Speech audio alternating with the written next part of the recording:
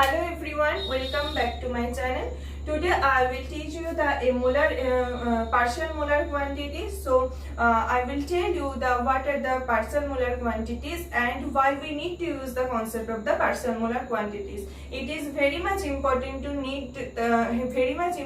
know the concept of any particular subject. We have to know what is the concept, what is the origin of that subject. So at first we have to know what is the origin of the partial molar quantity, why we need to use the partial molar quantities. So before start, I will like to say with us that please hit the red subscribe button. So चलो अब देखते हैं partial molar quantities क्या क्या होता है. Not quantities, it is quantities. So more than one properties are included in the case of partial molar quantities. So actually partial molar quantities जो होता है ना वो सब extensive property का होता है. तो from the very beginning of the thermodynamics we know that there are two types of properties. One is intensive property and another is extensive properties. So extensive properties जो होता है वो depends on the mass of the system. Extensive properties depends on the mass of the system. So क्या क्या thermodynamical extensive property है? So those are the volume, Gibbs free energy, entropy, Helmholtz free energy and enthalpy. These are the extensive property. And I already make a video on the partial molar quantity of the Gibbs free energy, that is the chemical potential, which is known as the chemical potential. I already make the video on this topic and I will give you the link of that video in the description box. You can check it out. So in this video I will take help of the volume, because by taking the volume I can explain you what is the need of the partial molar quantity concept.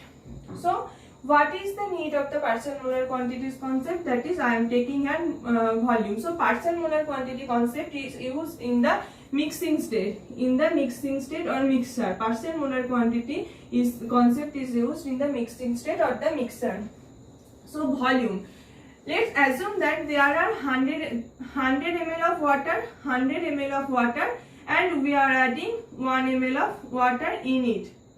100 ml of water, we are adding 1 ml of water in it, and the volume of the water after adding the 1 ml of water, let us assume this is V1. What is the V1? V1 is the simply adding the 100 plus 1, that is 101. And again taking the help of another solution, that is 100 ml of water, and in the 100 ml of water we are adding 1 ml of ethanol solution. 1 ml of ethanol solution. So this is V2. So here also the volume should be 100 plus 1, that is 101. But that means it should be V1 is equal to V2. But in actual case V1 not is equal to V2. In actual case V1 is not is equal to V2. Why this is happening? Why V1 is not is equal to V2? And this whole process is at constant T and P. That is temperature and pressure is constant in the whole process. That is, what is the temperature and pressure in the case of mixing of 100 ml water and 1 ml water? The same temperature and pressure is for 100 ml and water and 1 ml of ethanol solution. So at constant and temperature, why volume is variable? Volume should be same at constant temperature and pressure, but volume is variable because in the mixing state it is the same when volume is same when they are in the pure state, but when it is in the mixing state, when this is in the mixing state, then volume is not only the function of T and P. There is also another variable which is the component of the system, that is Nj. And why this is Nj is variable? Because if you consider that what is the situation of the water molecule before adding of the water and before adding of the ethanol and after adding of the ethanol. So let's assume the situation that is there is 100 ml of water thus environment of the one water molecule is that there is also another many more water molecule is present in around the one water molecule, but this is the situation when there is 100 ml of water. So when we are adding 1 ml of water in it, the situation will be also same, that is the foreign molecule is also same, that is the water. But what is the situation in second case? In second case, when we are not adding the ethanol in the water, then the environment of the water molecule is that there are so many waters around the one water molecule, but after adding of the 1 ml of ethanol, what is the environment of the one water molecule is different from this, that is the there is some foreign molecule,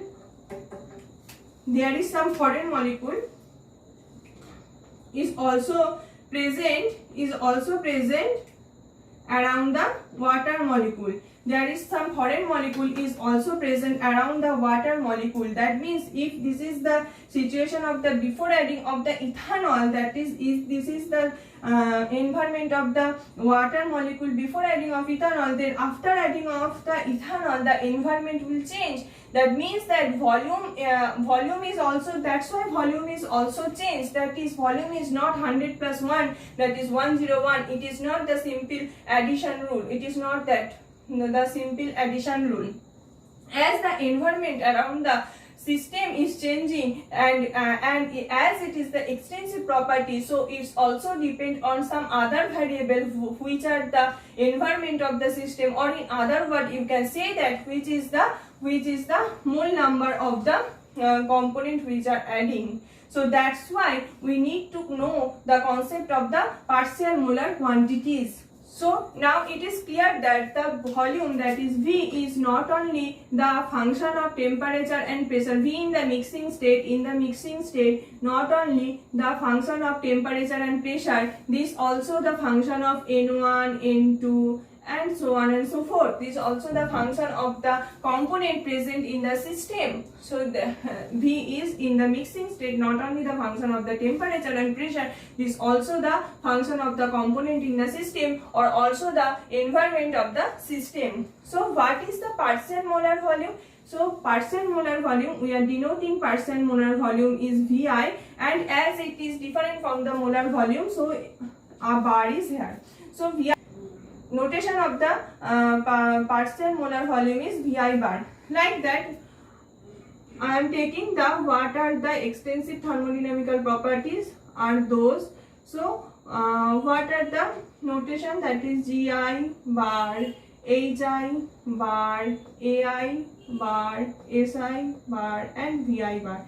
Yi, that is the partial molar volume of the ith component, any component. If there is N1, that is the, if V1 bar means the partial molar volume of the first component of the component 1. If V2 bar, that means that partial molar volume of the component 2 in the system.